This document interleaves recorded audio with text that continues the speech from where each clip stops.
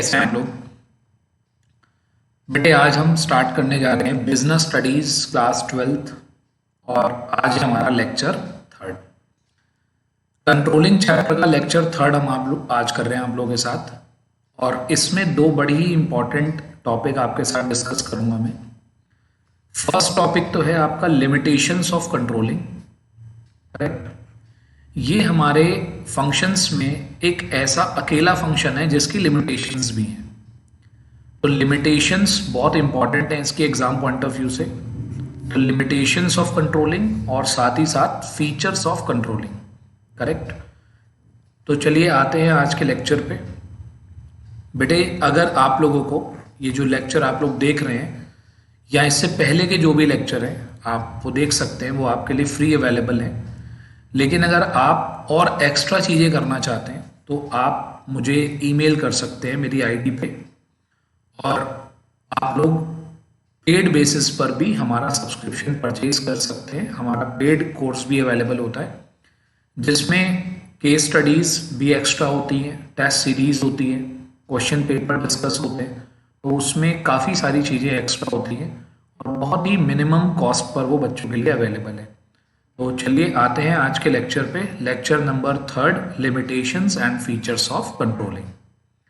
तो चलिए देखते हैं, एक बार आपके सामने लिखे हुए हैं कुछ लिमिटेशंस, और ये जो लिमिटेशंस हैं थोड़ा सा एक बार हम इनको पहले पढ़ लेते हैं। जब हम कंट्रोलिंग करते हैं तो आप लोगों को एक बात बड़े अच्छे से समझ में आई होगी कि कंट्रोलिंग करने के लिए हमारे पास सबसे पहले चाहिए स्टैंडर्ड, करेक्ट।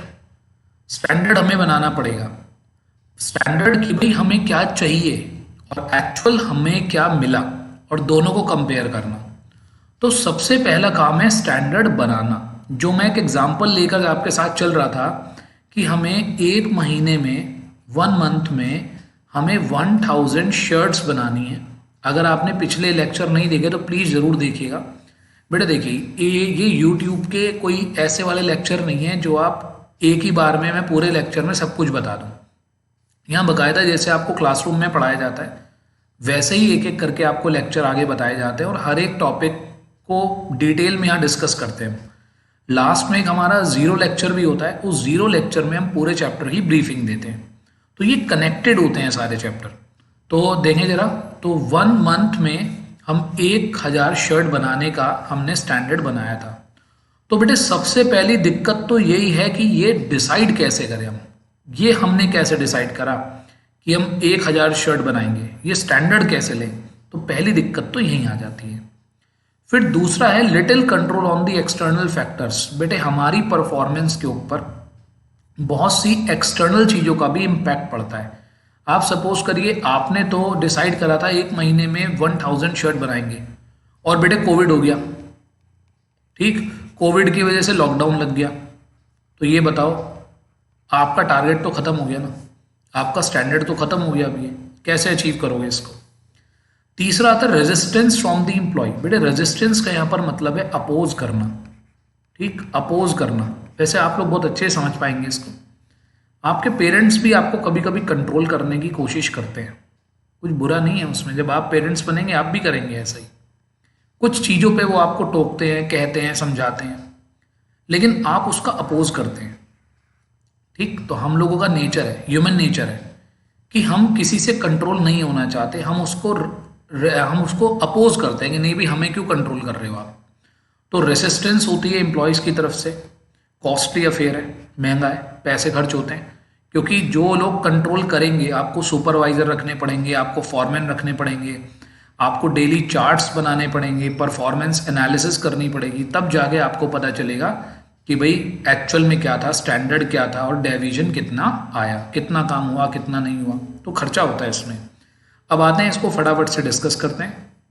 देखिए जी, difficulty in setting the quantitative standards. देखिए जितना यहाँ पर लिखा होता है ना, अगर आप लोग उतना भी लिख कर आ जाए एग्जाम के अंदर, that is more than efficient, more than sufficient है, उससे ज़्यादा लिखने की ज़रूरत नहीं है।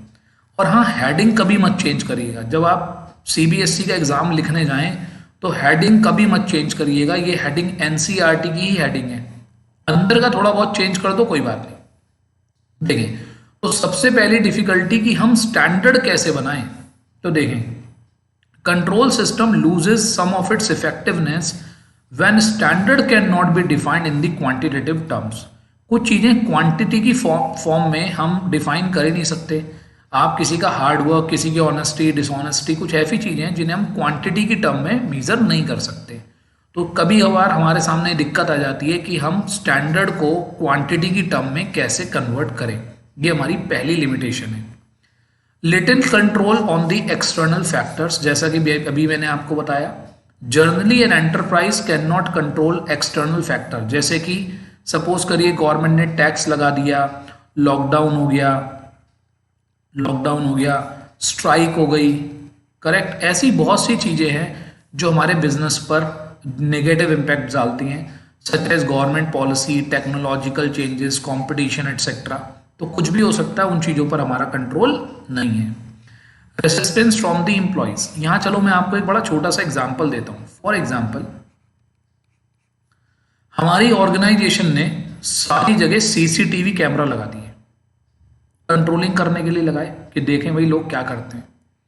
तो बताओ, सीसीटीवी लगते के साथ ही जो एम्प्लॉयज हैं वो रेसिस्ट करेंगे या नहीं करेंगे, वो अपोज करेंगे या नहीं करेंगे? बिल्कुल करेंगे।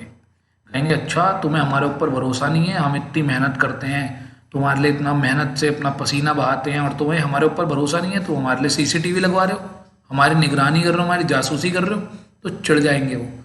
लेकिन फिर भी ऐसा आजकल हर जगह होता है, लेकिन कंट्रोल होना कोई किसी को भी पसंद नहीं है। तो ऐसी ही एक केस स्टडी भी एग्जाम में आई हुई है। तो वहाँ पर ये पूछा गया था कि कौन सी जो आपकी लिमिटेशन है वो यहाँ पर वर्क करती है, तो हमने बोला था कि resistance from the employ. Next आते हैं, कॉस्टली अफेयर है, बिल्कुल सही बात है, खर्चा होता है। Control is costly affair, it involves a lot of expenditure, time and effort. Small enterprise can not afford to install expensive control system. आप लोगों ने देखा होगा आजकल बायोमेट्रिक लगते हैं जगह जगह, बायोमेट्रिक सुना है ना, जिसमें हम अपना थंब इम्प्रेशन, रेटिना इम्प्रेशन देकर जो है अटेंडेंस लगाते हैं। बेटा ये भी क्या है, कंट्रोल करने का एक तरीका ही तो है कि लोग लेट तो नहीं आ रहे, ठीक। तो बायोमेट्रिक हो गया, सीसीटीवीज हो गया, तो ये बेटे कंट्रोल करने के लिए इन चीज़ों को इंस्टॉल करा जाता है और वो एक अच्छा खासा खर्चीला काम है, ठीक। चलिए अब आते हैं हम अपने अगले टॉपिक पे। तो आज के लेक्चर में हमने दो टॉपिक करे हैं, एक तो लिमिटेशन और दूसरा फीचर्स के नाम से आ जाए, करेक्टरिस्टिक्स के नाम से आ जाए, नेचर के नाम से आ जाए, यही आपको लिखना है। तो आते हैं, इस जगह से आप एक ही बार में पढ़ सकते हैं सारे, और इनकी डिटेलिंग मैंने यहाँ पर दी हुई है। Controlling is a goal oriented function, controlling एक गोल ओरिएंटेड फंक्शन है, ठीक। कंट्रोलिंग किया ही किस लिए जाता है कि ताकि हम अपने टारगेट्स को अचीव कर पाएं। बेटे बिजनेस स्टडीज में जितने भी हमारे फंक्शन होते हैं, चाहे वो प्लानिंग है, ऑर्गेनाइजिंग है, स्टाफिंग है, डायरेक्टिंग है, कंट्रोलिंग है, कोई भी चैप्टर है, वो गोल्स अचीव करने के लिए ही बना है, करेक्ट। तो इसलिए controlling ensures that an organisation resources are being used effectively and efficiently for the achievement of predetermined goals. Controlling is thus a goal oriented function, correct. आते हैं, कंट्रोलिंग ऑल परवेसिव है।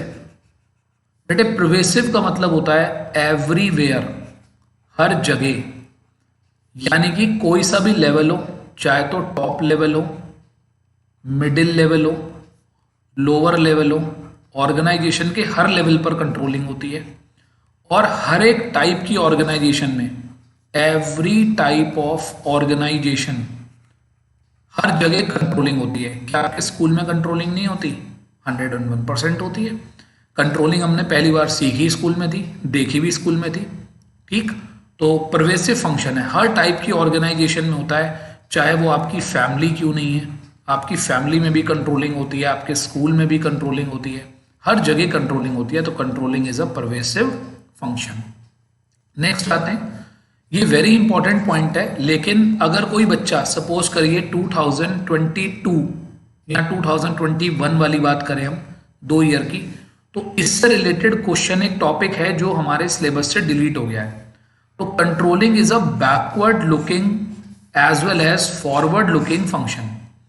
जो कंट्रोलिंग है वो backward looking भी है, मतलब controlling के लिए हमें पीछे देखना पड़ता है, व्हाट वी हैव डन, ठीक, तो इसके लिए हमें देखना पड़ता है व्हाट वी हैव डन, हम क्या कर चुके, as well as forward looking function, और फॉरवर्ड लुकिंग फंक्शन भी है, आगे देखना पड़ता है कि क्या करना है। तो देखिए, controlling is like a postmortem of the past activity, भाई हमने क्या करा वो चेक करते हैं। Find out the deviations, deviation निकालते हैं। In that sense controlling is backward looking function, controlling is also a forward looking function because the corrective action initiated by control function aims to improve future performance. भाई हमने जो division निकाले अभी, जो हमने देखा कि भाई कौन सी चीज़ ज़्यादा बनी कम बनी कहाँ गड़बड़ हुई, वो हम क्यों करते हैं, ताकि फ्यूचर में उसको और अच्छा इंप्रूव कर सकें। क्लियर। कंट्रोलिंग एक कॉन्टिन्यूस फंक्शन है बेटे, चलता रहता है। Controlling is continuous function as it involves a constant review of performance. ठीक, आप लगातार परफॉर्मेंस को, कभी इंप्लॉयज की परफॉर्मेंस को, कभी प्रोडक्शन को, कभी सेल को, कभी प्रॉफिट को, हर चीज को चेक करते रहते हैं कि भाई हमने क्या सोचा था और क्या हुआ। ठीक, अब एक छोटा सा टॉपिक मैं ये बता रहा था, अगर कोई बच्चा 2022 में बोर्ड एग्जाम देने जा रहा है तो ये टॉपिक मत करना आप। ठीक, relationship between planning and controlling. ठीक, प्लानिंग और कंट्रोलिंग जो है दोनों इनसेपरेबल ट्विंस हैं।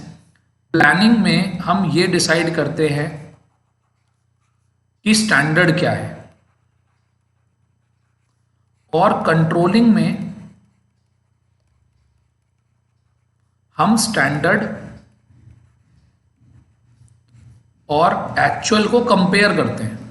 करेक्ट, दोनों को कंपेयर करते हैं कंट्रोलिंग में। फिर यहां से जो डेविजन आता है, जब अगली बार प्लानिंग बनाते हैं तो उसका ध्यान रखते हैं, भाई पिछली बार ये गड़बड़ हुई थी। तो ये टॉपिक 2022 में नहीं है, आगे अगर हो तो प्लीज आप इसे करिएगा। They are mutually interrelated and interdependent activities. Planning seek consistent, integrated and articulated programs, while controlling seeks to compel events to confirm the plans. यानी कि वो ये चेक करता है कि प्लान्स के अकॉर्डिंग काम हुआ या नहीं हुआ। तो देखिए, प्लानिंग, एक्शन, कंट्रोलिंग, कंट्रोलिंग होने के बाद फिर एक्शन, फिर प्लानिंग। तो ये इस तरीके से बार बार ये प्रोसेस चलता रहता है। आई होप यहाँ तक की बात आपको क्लियर होगी। अगर आपको बेटे ये लेक्चर अच्छा लगा हो, बाकी के लेक्चर अच्छे लगे हो, तो चैनल को सब्सक्राइब कीजिएगा, लाइक कीजिएगा, वीडियोस को शेयर कीजिएगा, और आपके कमेंट हमारे लिए बहुत वैल्यूएबल है, because I am very new in this field. Digital teaching के फील्ड में मैं बहुत नया हूँ, मुझे बहुत कम चीज़ें पता है। मैं हमेशा से ही क्लासरूम टीचिंग करता रहा हूँ। ये तो नीड ऑफ द आवर है कि मैं डिजिटल प्लेटफॉर्म पे भी हूँ अब।